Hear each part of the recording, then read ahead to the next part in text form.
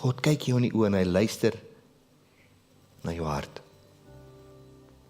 Die Bybel sê God is 'n liefdevolle, 'n oplettende, 'n intiem betrokke luisteraar. Hoe weet ons dit? Ons weet dit uit die woord, ons weet dit uit ons eie ervaring uit, ons weet dit uit getuienis wat ons al kon gee en wat ons al gehoor het. Ons lees dit uit die woord in Psalm 10 vers 17. Dawid skryf daar, O Lord, you have heard the desire of the humble and the oppressed.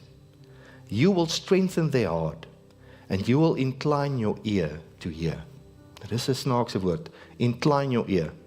Nou ek weet die Here is nie doof nie, maar ek weet as ek beter wil hoor, wat doen julle? I incline my ear. Ek maak nie so nie, maar ek draai my goeie oor na jou toe. I incline my ear. Dis wat die Here doen.